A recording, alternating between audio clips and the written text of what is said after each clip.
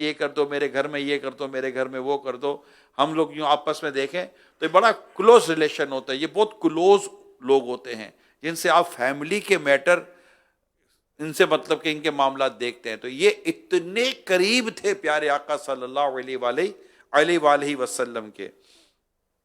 ایک مرتبہ آپ نے بارگاہ رسالت میں عرض کی، یا رسول اللہ صلی اللہ علیہ وسلم، مجھے دنیا کی کیا چیز کافی ہے؟ ارشاد فرمایا، جو تمہاری بھوک کو ختم کر دے اور ستر کو چھپا دے، اور اگر تمہارے پاس ایک گھر ہو جو تمہیں سایہ دے تو یہ بھی ٹھیک ہے، اور اگر سواری کے لیے جانور ہو تو یہ بھی اچھا ہے. یعنی یہ کفایت والی چیزیں نبی پاک صلی اللہ علیہ وسلم نے انہیں ارشاد فرمائی. عشق رسول کی کیا بات تھی. بہت محبت کرتا ہے. ویسے کیوں نہ، اتنا قرب ہو تو کتنی محبت کرے گا. آج دیکھیے،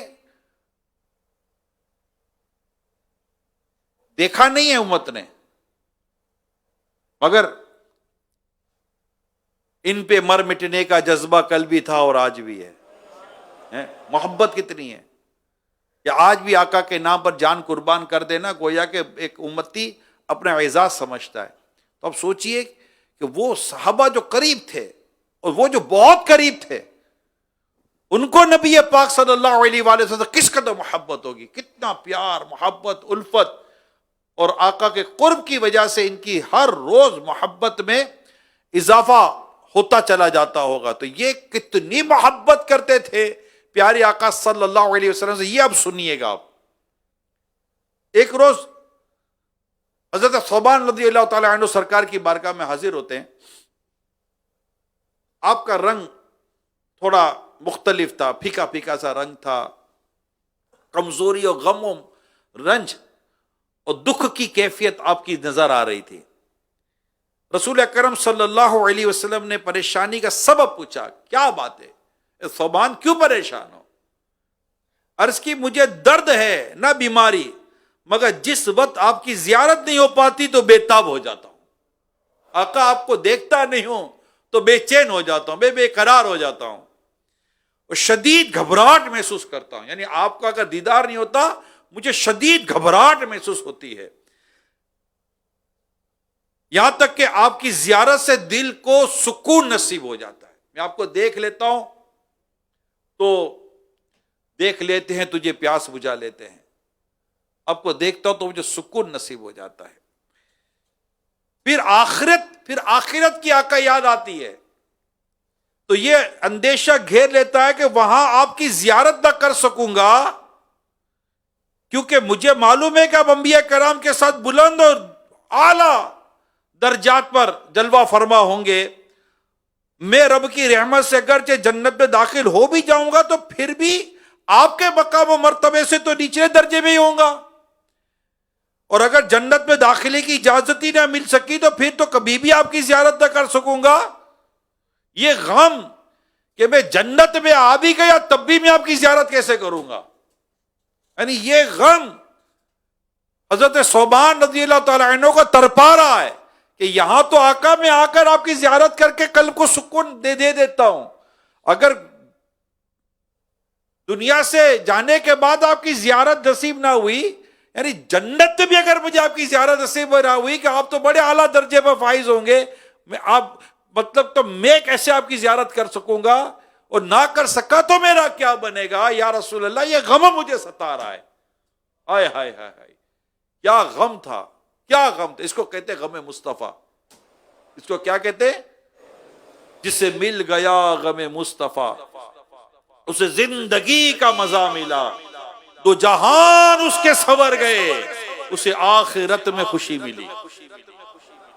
آقا کی محبت کا غم، عشق رسول، عشق یہ محبت سے آگے کی منزل ہے. عشق کا ہو جانا جو بندے کو رلاتا ہے، ایسی محبت جو جدائی میں رلاتی ہے، فراق میں رلاتی ہے، جو سیدنا صدیق اکبر رضی اللہ تعالیٰ عنہ کو مصطفیٰ کریم سے محبت تھی. وہ محبت حضرت بلال حبشی رضی اللہ تعالیٰ عنہ کو محبت تھی کہ آقا کے وصال دنیا سے رخصت ہونے کے بعد حضرت بلال رضی اللہ تعالیٰ عنہ کا مدینے میں رہنا مشکل تھا. ذرے ذرے آقا کی یاد دلاتے تھے. آپ مدینے کو چھوڑ کر شام چلے گئے کہ مدینے میں رہنا مشکل ہو گیا تھا. یہ سب محبت اور غم مصطفیٰ ہے, رسول پاک صلی اللہ علیہ وسلم کا عشق ہے. اعلیٰ حضرت لکھتے ہیں نا, جان ہے عشق مصطفیٰ, جان ہے عشق مصطفیٰ, روز وضو کرے خدا. یعنی اس کو اللہ پاک روز برکت دے, روز ترقی دے. جان ہے عشق مصطفیٰ, روز وضو کرے خدا, جس کو ہو درد کا مزہ ناز دوا اٹھائے کیوں. جان عشق مصطفیٰ, روز وضو کرے خدا. جان ہے عشق مصطفیٰ, روز وضو کرے خدا.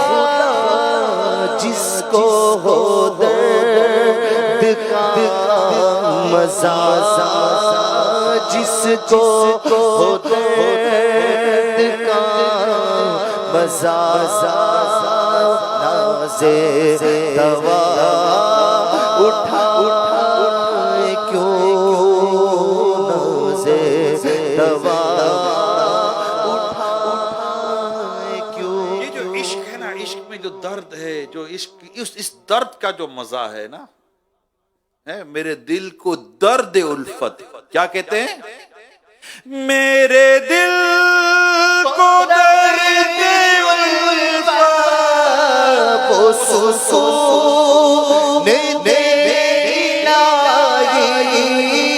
میرے کو درد الفت, وہ سکون دے لائی. میری بے قراریوں کو, میری بے قراریوں کو کبھی قرار آئے. میری بے قراریوں کو کبھی قرار آئے. کیا بات عشق رسول کی یار, کیا بات عشق رسول, کیا بات ہے آقا سے محبت کی. اچھا میں کسی سے محبت کروں اور کوئی اس سے محبت کرے تو مجھے اچھا نہیں لگتا. یہ ہماری دنیا کی محبت کا ایسا ہوتا ہے کہ کوئی مجھے پسند ہو اور کوئی بولے میرے کو بھی یہ بہت پسند ہے, تو اپنے کو تھوڑا سا یوں آئے گا کہ بھائی یہ مطلب کہ میں اس سے محبت کرتا ہوں. مگر محبت رسول ایسی چیز ہے کہ اگر آپ بولو مجھے آقا سے محبت ہے, کوئی دوسرا بولے مجھے بھی آقا سے محبت ہے, تو اپنے کو اس سے بھی محبت ہو جاتی ہے, اپنے کو اس سے بھی محبت ہو جاتی ہے. اچھا تم بھی عاشق رسول ہو, ماشاءاللہ ماشاءاللہ, کیا بات ہے عشق رسول کی کہ آقا سے عشق جتنے زیادہ کرتے ہیں عاشق کو اتنی محبت بڑھ جاتی ہے. نہ حبیب اور محب کا کہیں ایسا پیار دیکھا, وہ بنے خدا کا پیارا, وہ بنے خدا کا پیارا. جسے تجھ پہ پیار آئے, وہ بنے خدا کا پیارا. جسے تجھ پہ پیار آئے. تو بس یہی جو عشق رسول ہے نا, اللہ نصیب کرے اور یہ بڑھتا ہی چلا جائے. وہ ہے نا جو آگ بجھا دے گی وہ آگ لگائی ہے. اے عشق تیرے صدقے, آئے ہائے کیا کہتے ہیں, اے عشق تیرے صدقے واری جاؤں, عشق تیرے میں واری جاؤں. اے عشق تیرے صدقے جلنے سے چھٹے سستے, اے عشق تیرے صدقے جلنے سے چھٹے سستے. جو آگ بجھا دے گی وہ آگ لگائی ہے. یہ عشق رسول کی آگ, یہ وہ آگ ہے جو انشاءاللہ جہنم کی آگ کو بجھا کر رکھ دے گی. دل سنا ہی بھلا ایسا, دل سنا ہی کچھ بھی جاتے ہیں دہکنے والے، کچھ بھی جاتے ہیں دہکنے والے۔ تو یہ عشق رسول، صحابہ کرام سارے عاشق رسول آقا کی محبت کرتے تھے، آقا سے پیار کرتے تھے۔ اللہ پاک ان کے عشق رسول کا فیضان ہمیں عطا فرمائے۔ ہر صحابی نبی، ہر صحابی نبی، سب صحابیات بھی۔ حضرت صوبان رضی اللہ تعالیٰ عنہ کا عشق آپ نے ملاحظہ کیا۔ اب یہاں تک بات پوری نہیں ہوئی تھی۔ ان کا عشق رسول اور ان کی اس کیفیت پر کرم دیکھیے کہ اللہ پاک ان کی اس کیفیت پر قرآن کریم کی آیت نازل فرما دے۔ جی ہاں، چنانچہ اللہ پاک ارشاد فرماتا ہے، اور جو اللہ اور اس کے رسول کا حکم مانے تو اس سے ان کا ساتھ ملے گا جن پر اللہ نے فضل کیا، یعنی انبیاء اور صدیق اور شہید اور نیک لوگ، اور یہ کیا ہی اچھے ساتھی ہیں۔ یعنی تسلی دی گئی کہ جو اللہ اور اس کے رسول کا حکم مانے تو اس سے ان کا ساتھ ملے گا۔ اور نبی پاک صلی اللہ علیہ وسلم نے کتنی پیاری بات ارشاد فرمائے، تم جس سے محبت کرتے ہو مرنے کے بعد اس کے ساتھ ہو۔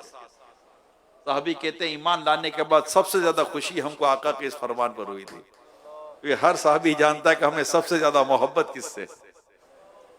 محبت رسول، عشق رسول بس بے چین کرے۔ اور جب محبت ایسی پیاری محبت جب بڑھتی ہے نا پیارے ساتھ، وہ عمل لاتی ہے۔ یہ جو محبت ہے نا، اس کے پیچھے بھی بڑی حکمتیں ہیں۔ آپ جس سے محبت کرتے ہو اس کو ناراض کرنے کو آپ پسند نہیں کرتے کہ وہ ناراض ہو جائے، اس کو مناتے ہیں، اس کو روٹھنا گوارا نہیں ہے۔ اس کو خوش کرنے کے لیے آدمی دن رات ایک کر دیتا ہے جس سے محبت کرتا ہے، یار یہ راضی، یہ راضی، یہ راضی۔ آپ دیکھیں رسول اکرم صلی اللہ علیہ وسلم سے صحابہ کی محبت پریکٹیکل کیسے تھی۔ کہ نبی پاک صلی اللہ علیہ وسلم ایک جگہ سے گزرے تھے، ایک مکان دیکھا، گھر دیکھا، ارشاد فرمایا کس کا؟ پتا چلا ان کا ہے۔ واپس آ گئے۔ جب وہ واپس آئے، سرکار صلی اللہ علیہ وسلم واپس آ گئے، جب وہ صحابی آئے تو پتا چلا کہ آقا صلی اللہ علیہ وسلم ان کی طرف توجہ نہیں فرما رہے۔ میں روایت کا پورا خلاصہ عرض کر رہا ہوں۔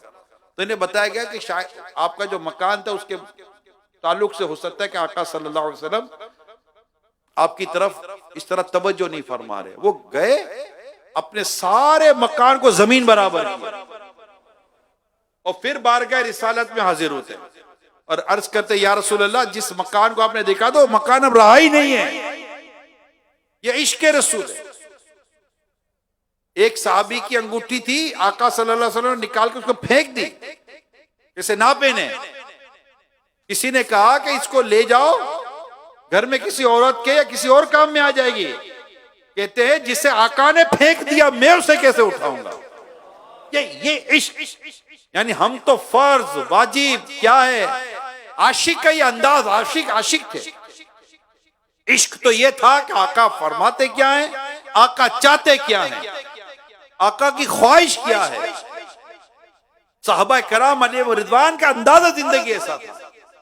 حضرت عبداللہ ابن عمر رضی اللہ تعالیٰ عنہما یہ تو گزر رہے ہو شاخ کے نیچے سے سر جھکا کر گزر رہے ہیں۔ عرض کی گئی آپ شاخ تو اوپر تھی، اب سر جھکا کر گزر رہے ہیں۔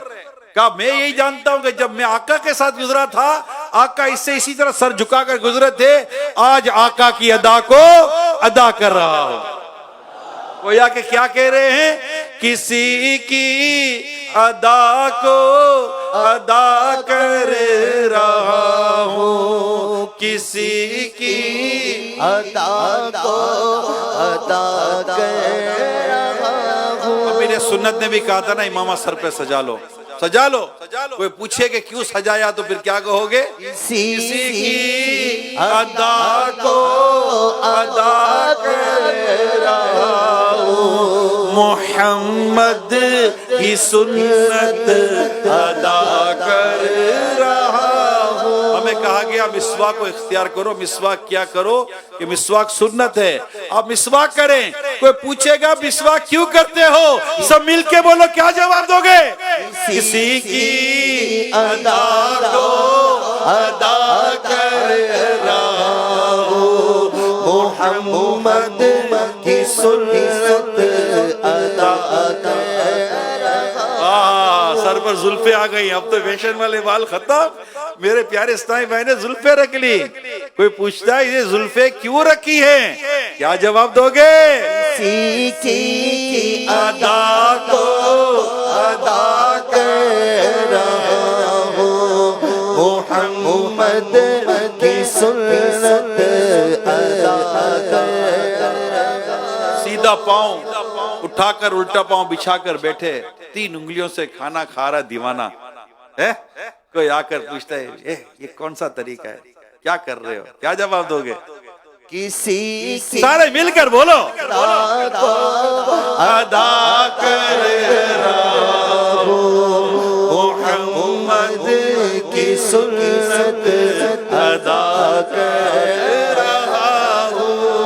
کسی کی ادا کو ادا کر رہا ہوں, محمد کی سنت ادا کر رہا ہوں. آج رات کو جو رات گزری ہے مدنی مذاکرے میں سونے کا طریقہ سکھایا گیا. ہے کس کو یاد رہ گیا, کس کو یاد ہے؟ ہاتھ اٹھائیں, ہاتھ اٹھائیں, کس کو یاد ہے؟ یاد ہے؟ میں کہا یاد دلا دوں دوبارہ, سونے کا ٹائم آ رہا ہے, سونے کا ٹائم آ رہا ہے. کیسے سوئیں گے؟ ہائے ہائے ہائے, ہاں ہاں ہاں, قبلے کی طرف منہ ہوگا, رخسار یا ہاتھ ہوگا. کوئی کان میں آ کے پوچھے گا یہ کیوں اس طرح سوئے, تو کیا بولو گے؟ کسی کی ادا کو ادا کر رہا ہوں, محمد کی سنت ادا کر رہا ہوں. سبحان اللہ. تو یوں کھانے پینے اٹھنے بیٹھنے چلنے بولنے سونے جاگنے لینے دینے ہر موقع پر جب سنت پر عمل کریں گے تو کیا کہہ کر کریں گے؟ کسی کی ادا کو ادا کر رہا ہوں, محمد کی سنت ادا کر رہا ہوں. کسی کو کر رہا ہوں نا, اس پہ وہ کسی والا وہ کلام یاد آ رہا ہے. کسی کی کرے, ہاں کون سا ہے؟ کرے چارہ سازی زیارت کسی, یہ کسی کی کون؟ آقا. چارہ سازی زیارت کسی کی, بھرے زخم دل کے, بھرے زخم دل کے, ملاحت کسی. زخم اور ملاحت, ملاحت نمکینی نمک ہے, زخم و نمک کا کیا؟ بلکہ ہم کہتے ہیں یار زخم پر نمک مت چھڑکو, مگر آقا یہ نمکینی حسن والے تھے. کیا وہ شعر نمکینی حسن والا ہمارا نبی ہے. حسن کھاتا ہے جس کے نمک کی قسم, وہ بالی ہے دلا. بولو وہ ملیح دلارا ہمارا نبی. یعنی نمک اور زخم قربان جاؤں اس شعر کے اوپر کہ کرے چارہ سازی زیارت کسی کی, بھرے زخم دل کے, ملاحت کسی کی. یعنی آقا کا تو وہ حسن ہے کہ اگر وہ حسن ہماری آنکھوں کے سامنے آ جائے اور اس کی زیارت ہو جائے تو میرے دل کا زخم بھر جائے. کرے چارہ سازی زیارت کسی کی, بھرے زخم دل کے, مالا بھرے زخم دل کے ملاحت کسی ایسے ہی کلام سنیں اپنی جگہ پر، لیکن سچی بات ہے عشق میں ڈوب کر کلام سننے کا لطف ہی کچھ اور ہے۔ بھرے زخم دل کے ملاحت کسی کی بھرے زخم دل کے ملاحت کسی کی چمک کر یہ کہتے ہیں طلعت کیسے کی چمک کر یہ کہتے ہیں طلعت کیسے کی کہ دیدار حق زیارت کیسے کہ دیدار حق ہے زیارت کیسے نہ رہتی جو پردوں میں صورت کسی کی نہ ہوتی کسی کو زیارت کیسے نہ رہتی اگر پردوں میں صورت کسی کی، آقا کے حسن کو بھی کئی پردوں میں چھپایا ہوا تھا۔ اگر یہ آقا کے حسن کے آگے یہ پردے نہ ہوتے تو نہ ہوتی کسی کو زیارت کسی کی۔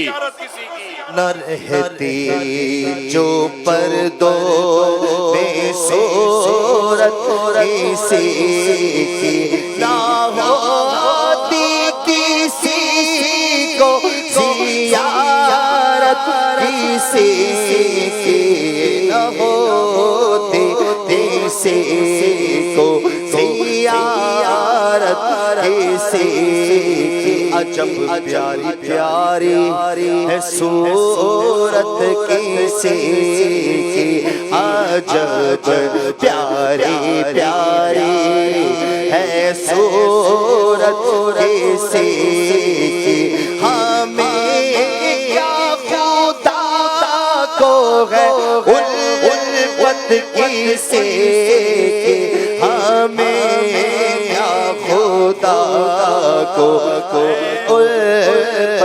کیسے کی ابھی پار ہو ڈوبنے والے بیڑے ابھی پار ہو ڈوبنے والے بیڑے سہارا لگا دے جو رحمت کسی کی سہارا لگا دے سہارا کسی کی دم حشر آسی مزے لے رہے ہیں، گناہ گار بھی مزے لے رہے ہوں گے۔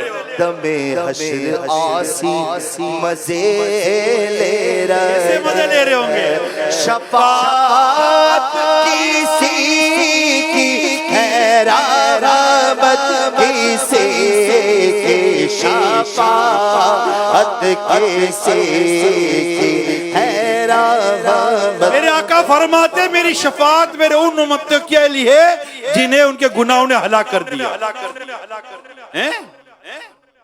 ہے نا۔ کیا ہی ذوق افزا شفاعت ہے تمہاری، واہ واہ قرض لیتی ہے گناہ پرہیزگاری، واہ واہ۔ دم حشر آسی مزے لے رہے ہیں، شفاعت کسی کی ہے رحمت کسی کی شفاعت کسی کی ہے رحمت کسی امت والا شعر، ہمارا بھروسہ امت والا شعر کہ نہ جائے گی جنت میں امت کسی کی۔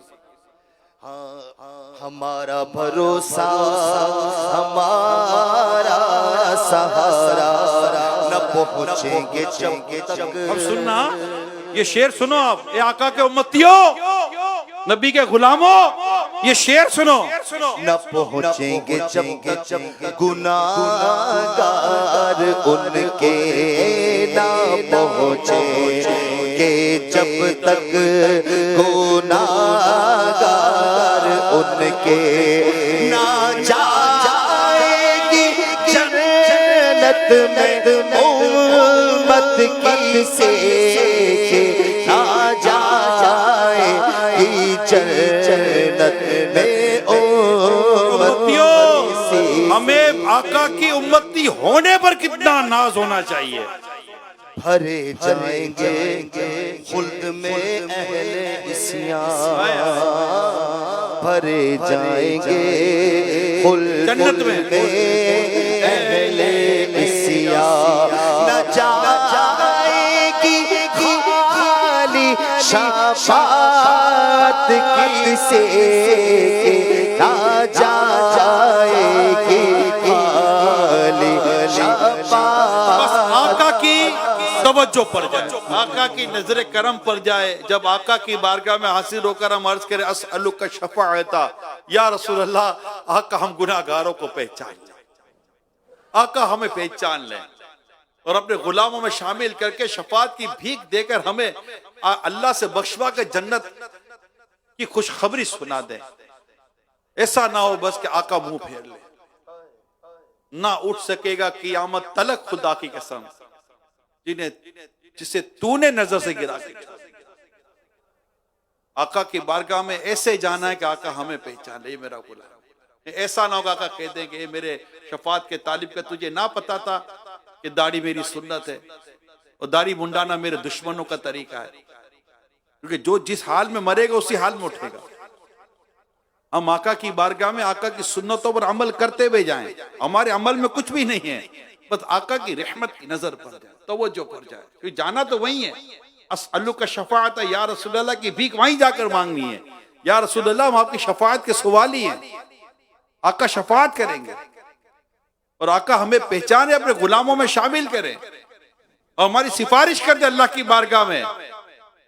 اللہ پاک اپنے حبیب کی سفارش پوری فرمائے، ان کو مقام محمود عطا کیا جائے گا. بس اتنا ہی سبب ہے انعقاد بزم محشر کا کہ ان کی شان محبوبی دکھائی جانے والی ہے.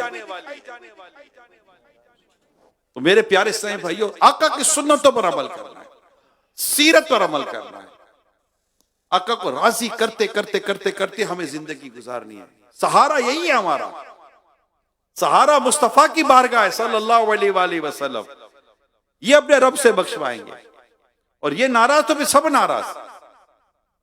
کہ خدا چاہتا ہے رضا محمد صلی اللہ علیہ وسلم. ہمیں آقا وہ اعلیٰ حضرت کا کیا خوبصورت شعر ہے نا، کام وہ لے لیجئے تم کو جو راضی کرے، ٹھیک ہو نام رضا تم پہ کرو رو درود.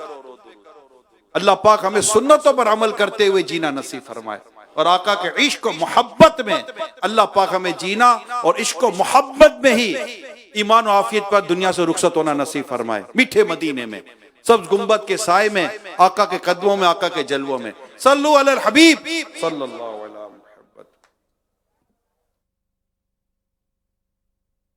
العالمین والصلاة والسلام علی خاتم النبیین اما بعد فاعوذ باللہ من الشیطان الرجیم بسم اللہ الرحمن الرحیم الصلاة والسلام علیک یا رسول اللہ وعلی آلک واصحابک یا حبیب اللہ. الصلاة والسلام علیک یا نبی اللہ وعلى آلك وأصحابك يا نور الله.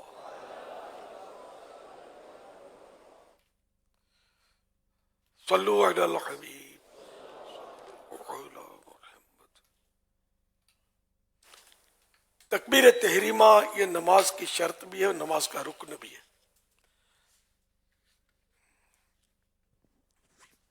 تکبیر تحریمہ یہ نماز شروع کرنے میں جب سب سے پہلے اللہ اکبر کہتے ہیں نا پہلی بار، یہ تکبیر تحریمہ کہلاتی ہے.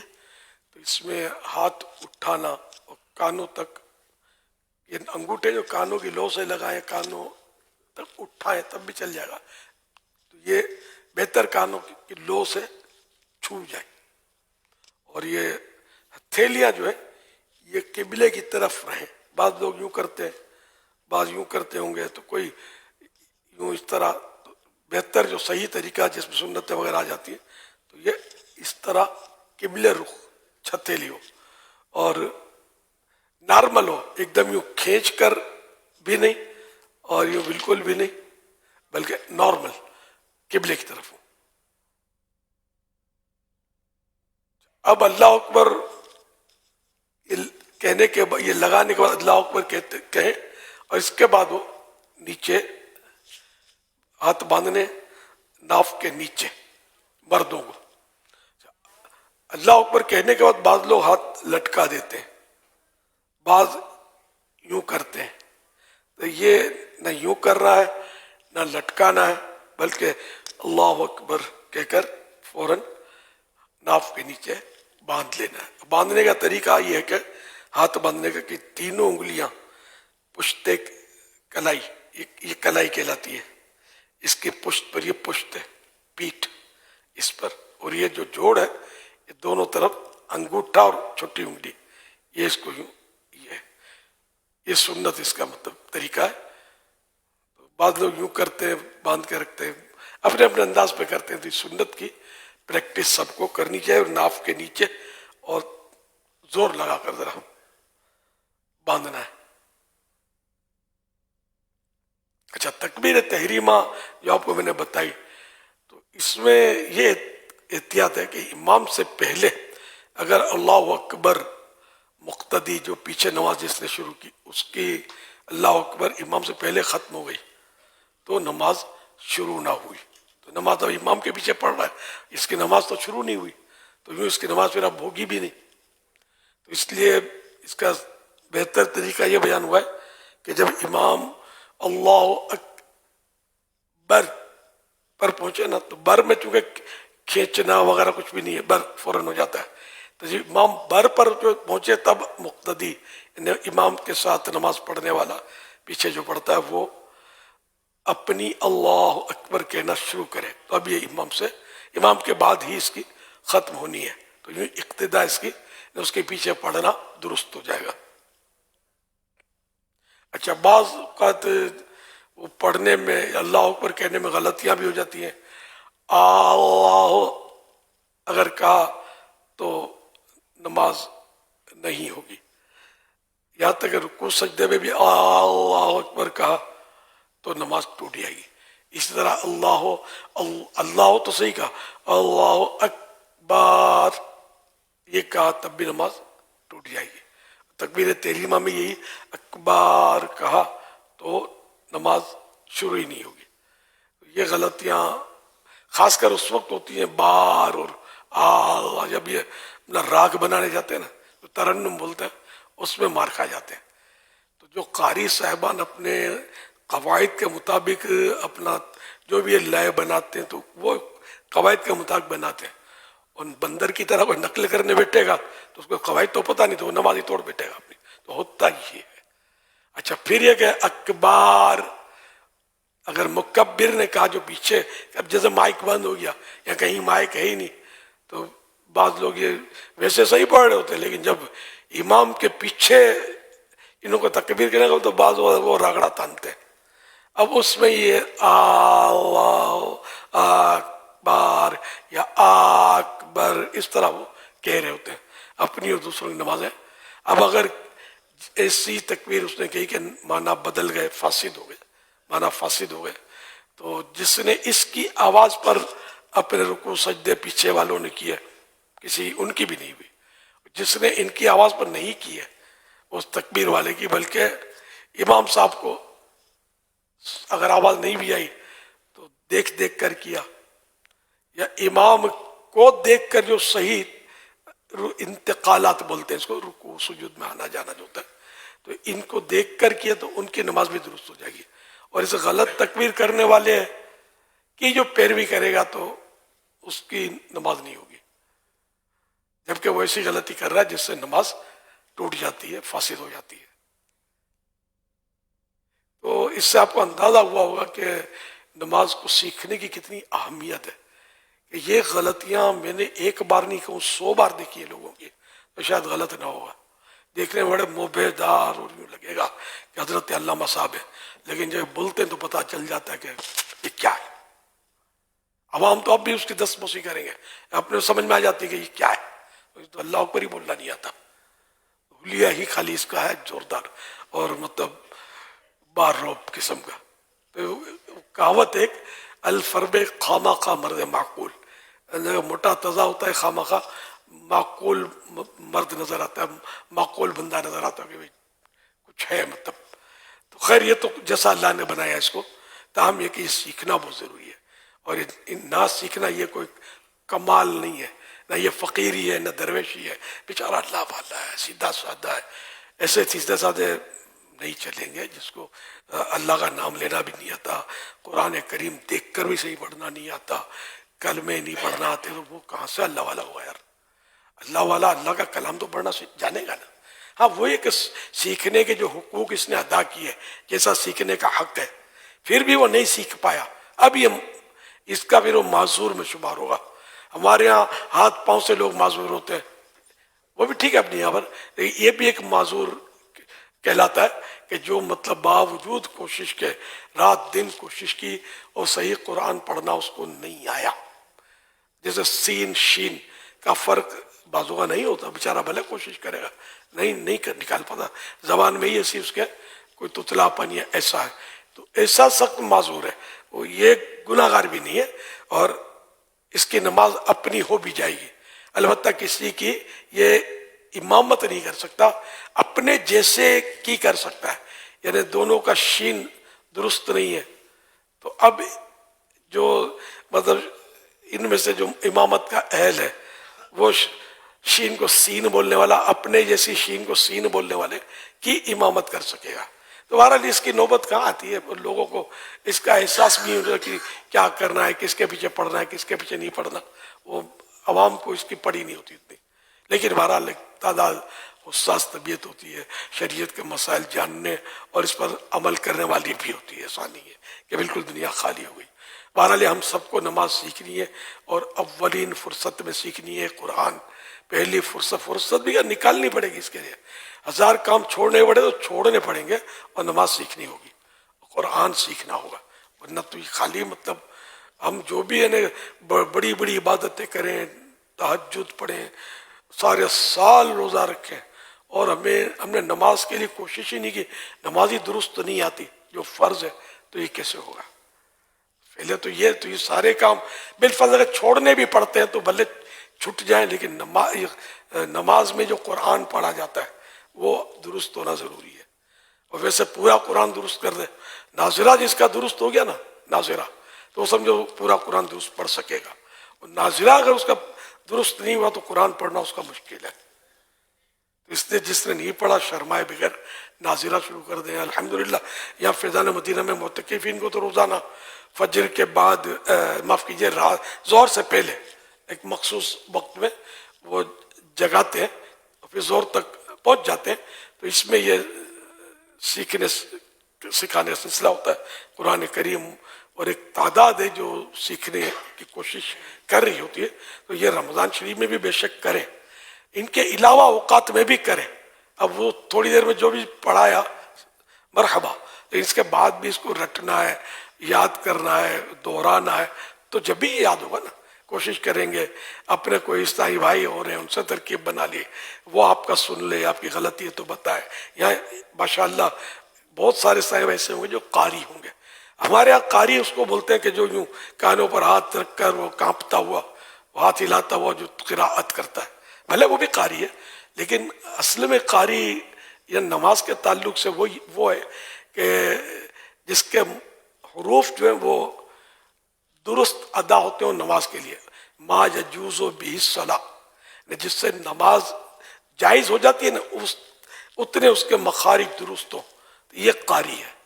اور اتنے بھی درست نہیں ہے تو وہ کہلائے گا امی. اب بھلے بڑے بڑے ڈگری اس نے جمع کیا، امریکہ پڑھ کے آ گیا ہے، تو قرآن ہی پڑھنا نہیں آتا، کا پڑھا لکھا ہے ہوگا. مطلب حقیقت میں تو پڑھا لکھا ہوا ہے جس کو قرآن تو آتا ہو نہ پڑھنا. ہم مسلمان ہیں، ہم کیسے مسلمان ہیں کہ ہم دیکھ کر بھی قرآن نہیں پڑھنا آتا؟ ہماری یقین مانے بدنصیبی ہے. اور یہ ایک دو نہیں ہے، اس اکثریت ہماری ایسی ہے جن کو دیکھ کر بھی قرآن کریم پڑھنا نہیں آتا. تو الحمدللہ مدرسۃ المدینہ بالغان موجود ہیں. پھر آن لائن پر بھی قرآن کریم سکھایا جاتا ہے اپنے یہاں. दावत इस्लामी ने समझो कि एक तरह से कहें तो कोई शोबा तिश्ना नहीं छोड़ा, हर शोबे में हमारी माशाअल्लाह वो रहनुमाई कर रही है। तो नमाज कोर्स भी करें, इसमें भी ये दिल लगाएं आप इन दिनों और सीखें, और मजीद अल्लाह तौफीक दे तो 7 दिन का नमाज कोर्स एतिकाफ से फारिग होकर भी जरूर फौरन कर लें, ईद से ही कर लें, चांद रात से ही कर लें, जो भी अपने एक तो ऐलान हो जाएगा कब से शुरू हो जाता है, मतलब हमारे यहाँ पहले ही दिन शुरू हो जाता है ना, चांद रात से शुरू हो जाता है, तो ओनली 7 डे। अभी आप बोलोगे एक एंड टाइम पे मैं कैसे किससे मशवरा करूँगा, अपनी अम्मी से अब्बू से बोल दे कि मैं इतने दिन के बाद आऊँगा, और जो जानते हैं माशाअल्लाह वो मदनी काफिले में सफ़र भी कर लें, और जो नहीं जानते तो उनकी अव्वलीन यही करनी है कि वो ये नमाज सीख ले। 7 दिन का नमाज कोर्स यही फैज़ान मदीना में कर रहे हैं, कोई आपसे पाई पैसा नहीं लेगा, बल्कि 7 दिन तक 1 महीना आपको खिलाए पिला, 7 दिन और खिला देंगे। दावत इस्लामी वाले आप घबराते क्यों, तो आप कर ले, ठीक है, इंशाअल्लाह नमाज दुरुस्त कर ले। नमाज में बाज़ों को होता है कि मुझे आती है, लेकिन हकीकत में जब वो सीखता है, किताब खोलता है, किसी जानने वाले से सुनता तो बोलता अरे ये तो नहीं पता था, मुझे तो ये भी पता नहीं था, मुझे वो भी नहीं पता था। ये 7 दिन में इंशाल्लाह कुछ ना कुछ मजीद पता चल जाएगा। ये नहीं कि आप बोलो 7 दिन में आप पूरे मतलब सारे मसाइल सीखे, सारे मसाइल तो 100 साल में भी नहीं सीख सकते, बहुत मुश्किल है, ये समझाने की देर कर रहा हूँ। तो ताहम 7 दिन में बहुत सारे मसाइल उम्मीद है अल्लाह करेगा आप सीख जाएंगे, मजीद मुताला जारी रखेंगे तो इंशाअल्लाह मजीद सीखते चले जाएंगे इंशाअल्लाह करीम। तो ये जरूर करना है आपको, 7 दिन का फैजान नमाज कोर्स है इंशाअल्लाह करीम। फिर 7 दिन के बाद मजीद ये कह मदनी काफिले में सफर कर जाना और पक्का हो जाएगा इंशाअल्लाह। सल्लु अला हबीब सल्लल्लाहु अलैहि मोहम्मद। जी आप कट करें, कुछ मुतकिफिन से बात करनी है, प्राइवेट बात है। जो इधर उधर है वो भी आ जाएं जल्दी। हाँ प्राइवेट बात करनी है, जरा अंदर आ जाएं। हजारों में प्राइवेट बात करनी है, जल्दी आ जाओ। हाँ नाजरीन से नहीं कर सकते, मदनी चैनल पर नहीं कर सकते, अंदर आ जाएं तो मुतकिफिन से एक रमज़ान है देखो रोजाना तुम छोड़ना, तुम रब की रहमत बाहें फैलाए है नाम मोड़ना। हमारा ये प्रोग्राम घर और मुआशरा आप मदनी चैनल पर देखते हैं। आज घर और मुआशरे में हमने जो मौजू लिया है वो है रमज़ान कैसे गुजारें। बुनियादी तौर पर रमज़ान शरीफ के तशरीफ लाने का मकसद ये होता है कि रोज़े रखकर इबादत कर कर बंदा मुत्तकी और परहेजगार बन जाए। और मुत्तकी परहेजगार बनने का मतलब यही है कि अल्लाह तबारक व तआला की छोटी सी छोटी और बड़ी सी बड़ी नाफरमानी से बंदा अपने